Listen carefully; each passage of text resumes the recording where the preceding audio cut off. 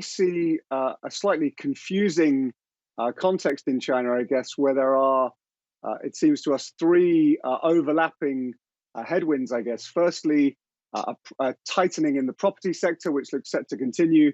The anti-monopoly clampdown, which is obviously impacting the tech sector in particular, and then broader monetary policy, where, of course, China's got this, by global standards, very high interest rates, both real and nominal.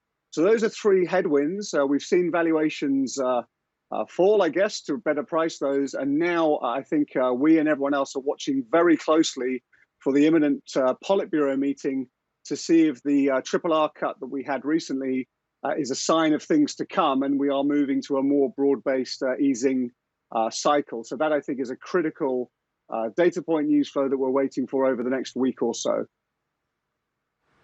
Do you feel there's a willingness then amongst those policymakers to sort of front load the support, to bang out a few easings or measures to try and jumpstart the economy a little bit rather than just taking a wait and see approach? I think actually China is, there's a reason China has persisted with what is by global standards a very high interest rate.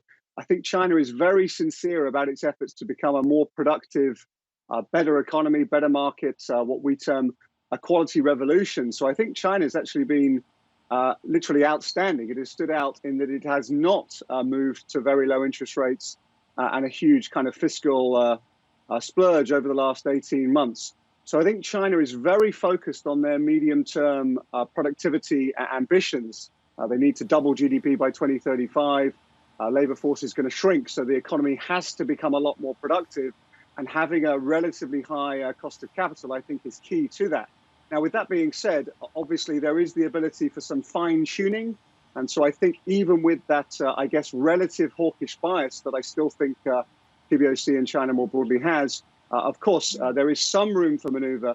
And actually, with inflation having gone a little bit lower in China over the last period of time, maybe authorities in China see this as kind of an opportune moment, even with that overarching hawkish bias, to engage in a little bit of fine-tuning to support growth in what is, of course, still quite an uncertain world.